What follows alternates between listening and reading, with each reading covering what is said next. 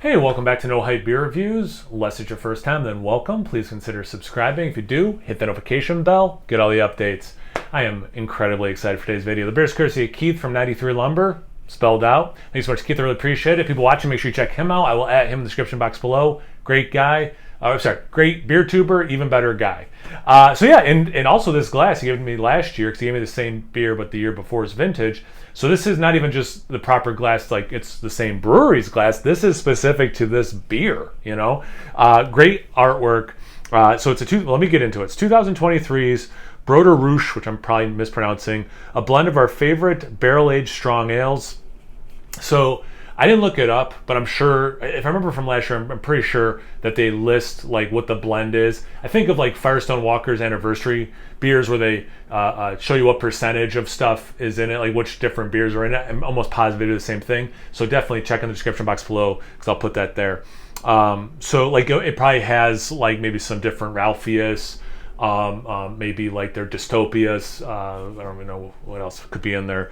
But anyway, so it's got this because I kind of want to pour it in here so you can see the glass better, but you got these like monks and this little devil guy is feeding them a soup that has dead people in it. They even got a severed head over here. It's pretty intense, you know. It's pretty intense beer. Well, intense label. I don't know if it's an intense beer. Ugh. Intense wax, that's for sure. There we go. That's what I get for not cutting it ahead of time. So it's pouring very dark brown into black.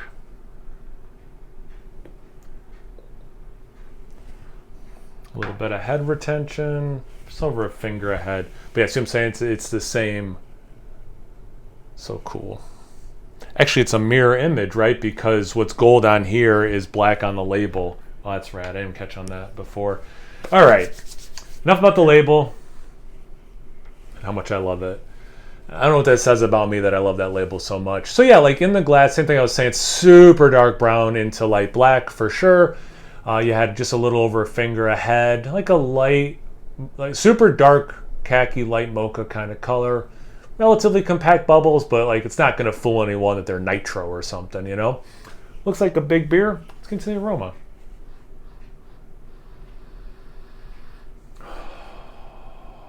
Yes, I am here for this. Man, like in a good way, I'm all over the place. This would have been a good beer to do on a Tuesday to test my palate. Maybe I will throw this up on it. No, whatever. I'll just post it the next day, next available day. One of the big things I get initially is port. So I'm kind of curious if any of this stuff was port barrel aged.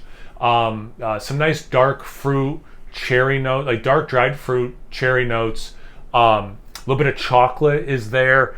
I mean, it's definitely a product of a blend, and I don't know, to me, I've never done it, you know, but to me it's just super impressive that you're able to take these pretty different beers, blend together into something that like is showing uniqueness to the products, right? And then this is like the sum, right? Or the product of the sums, flip that.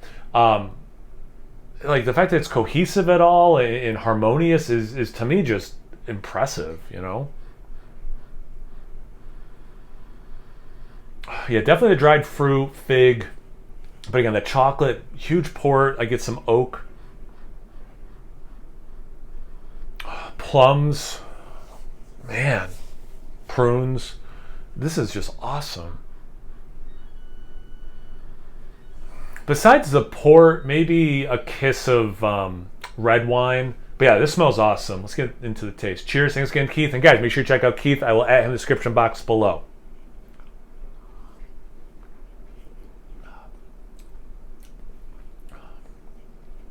That's awesome. Oh my God, that is so good.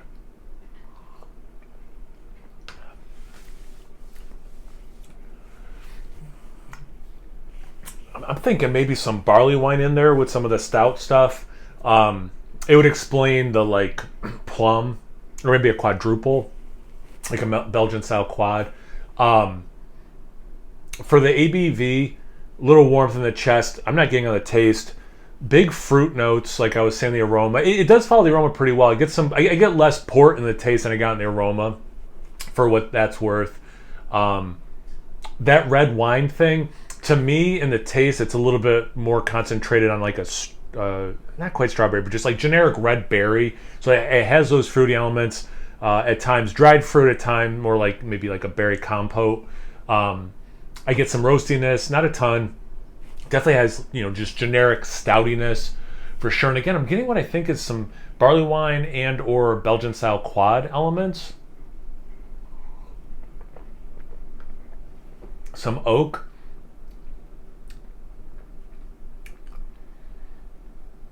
Decent amount of oak. Cherry without being medicinal. But you're getting close to medicinal cherry, but it doesn't hit that. So it's somewhat of a, what I mean by that is somewhat of a real cherry taste, and then somewhat more like confectionery, almost even artificial cherry flavoring. It's like kind of like has the best of, like, I love candy, right? So like cherry flavored candy, I like that. But I also like real food, it's like to eat real cherries. Like it's kind of like both of those combined, and really pleasant, or both of them are there. This makes me super curious what the blend is, or blends are, probably is better grammar.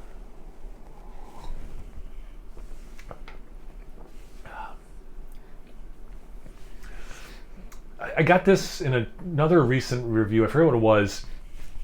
A little bit of a root beer thing, but it's like if you made root beer with real botanicals, not just like artificial syrup. I think of some breweries that do that. Ithaca, for example, they put some hops and some other stuff in their root beer. There might be some just syrup also, to be fair, but they do put some other stuff. And it does hit different than like a mug root beer. And that's what I mean by this.